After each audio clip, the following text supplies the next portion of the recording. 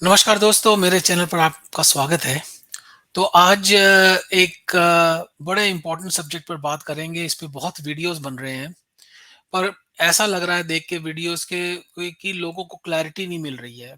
और जो लोग वीडियो बना रहे हैं, वो काफ़ी हद तक खुद कन्फ्यूज़ हैं या वो लोगों को भी थोड़ा-सा कन्फ्यूज़ कर रहे हैं। और जो मैं उनके कमेंट पढ़ता हूँ जब वीडियो के नीचे, तो कुछ क्लैरिटी नहीं लगती है। तो मैंने सोचा मैं अपनी तरफ से भी कोशिश करता हूँ, आपको बताने के लिए कि जो टॉपिक पे आज मैं बात करूँगा, वो है कि आपको क्या स्टडीज़ के लिए यूके आना चाहिए या यूरोप आना चाहिए।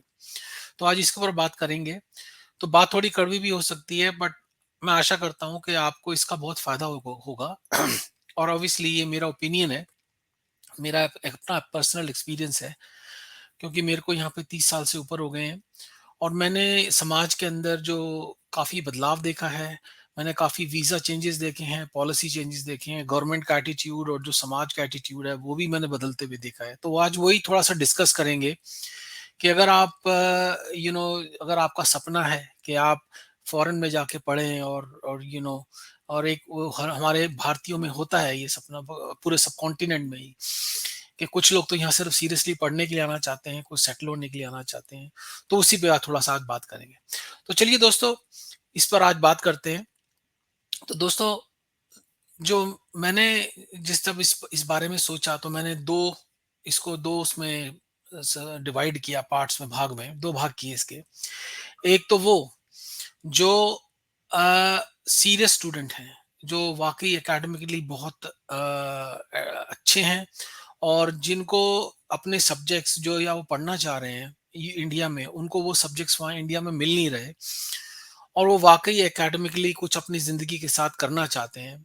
और वो हमेशा थ्रू आउट ही, मतलब दे आर टॉपर्स या बहुत अच्छे पढ़ाई के अंदर रहे हैं, और वो बाहर आकर अपनी ज़िंदगी में कुछ करना चाहते हैं। तो एक तो वो लोग, और दूसरा वो लोग जो सिर्फ बाहर इस देखा-देखी में दूसरों को देखकर कंपैरिज़न करके, और उनको एक ख्वाब है, सिर्फ एक डिज़ायर है कि वो बाहर आके पढ़ना चाहते हैं, और उनका मेन इंटेंशन एक्चुअली में पढ़ना नहीं है।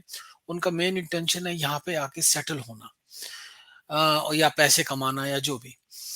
तो पहले जो पहले वाले लोग हैं, जो वाक़ई एकेडमिक हैं, जो वाक़ई पढ़ाई में, स्टडीज़ में बहुत अच्छे हैं और वाक़ई वो जेनुइनली अपना जीवन और करियर बनाना चाहते हैं, तो उनके लिए यूके, यूरोप बहुत अच्छा है।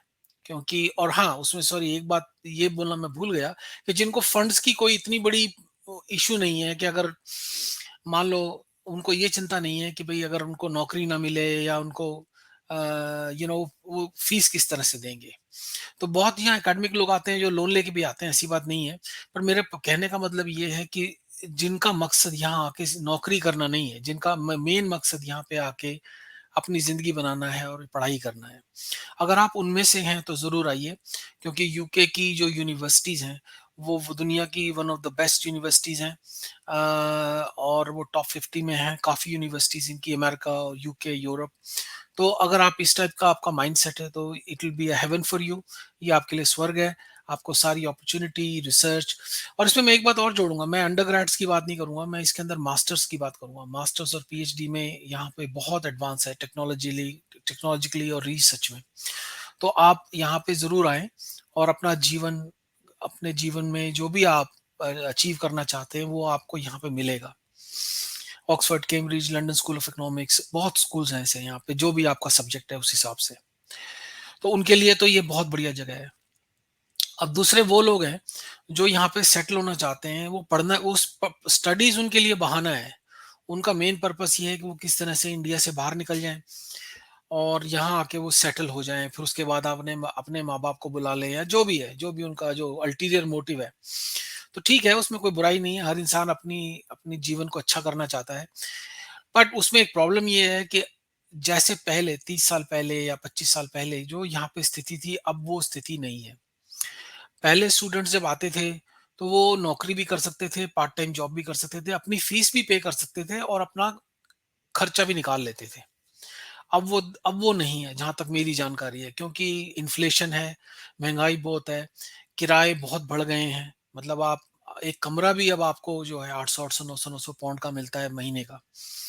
तनख्वाहें इतनी नहीं है, हाई तनख्वाह जो लो, क्योंकि नेचुरली जो स्टूडेंट आता है वो लो लेवल पे ही जॉब करेगा, तो वो उतनी तनख्वाहें नहीं है।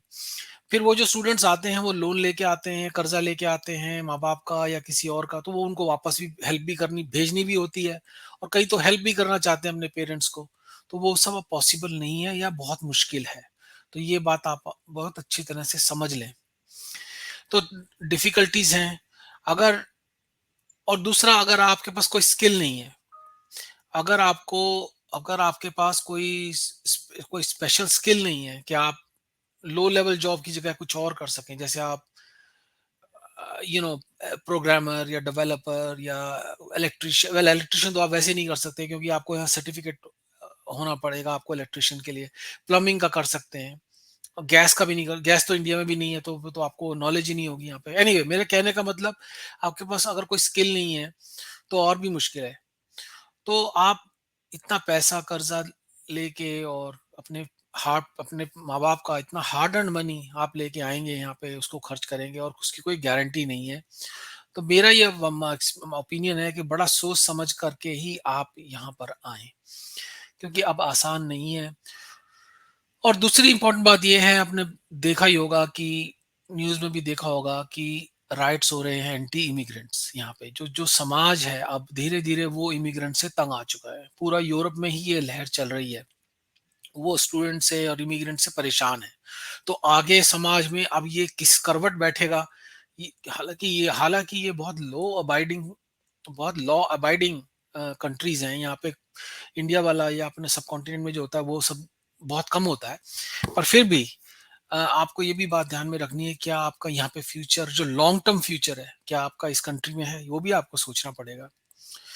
तो एनीवे दोस्तों, मैंने सोचा कि चलिए आपको मैं बड़े ही जिस्ट में, बड़े ही उसमें बता दूँ कि आप कौन-सी कैटेगरी में हैं, आप खुद डिसाइड करें और उसके बाद अपनी रिसर्च करें और फिर अपना डिसीजन लें। क्योंकि end of the day life आपकी है। जो आप अगर आपको फ़ायदा होगा तो आपको होगा, और आपको नुकसान होगा तो आपको ही होगा। तो बड़े सोच समझ कर और रिसर्च कर कर ये कदम उठाएँ, और अगर आपको कोई क्वेश्चन है, कोई सवाल है, तो नीचे ज़रूर पूछें, तो मैं अपनी तरफ से पूरी कोशिश करूँगा आपको बताने की। तो दोस्तों, I wish you all the best for the future, जो भी आप डिसाइड करें। और मैं तो कहूँगा, अगर आपका इंडिया में ऑप्शन है तो इंडिया में भी ऑप्शन एक्सप्लोर करें पर्सनली। अभी इंडिया में जो ग्रोथ है वो तो बाहर है ही नहीं। यूके में तो 0.5% ग्रोथ है, इंडिया में तो बहुत हाई है। तो हो सकता है लॉन्ग टर्म फ्यूचर वहाँ भी आपको एक्सप्लोर करना चाहिए। एनीवे दोस्तों, अगर आप कोई सवाल है, कोई क्वेश्चन है, तो ज़रूर लिखें और मैं उसका कोशिश करूँगा आपको जवाब दे सकूँ। हो सकता है I hope this video is helpful to you, कुछ काम आया होगा और कुछ फ़ायदा हुआ होगा आपके। मैंने जीवन के 7 मिनट आपने मेरे साथ बिताए, उसके लिए बहुत-बहुत धन्यवाद। Thank you. Take care. Bye-bye.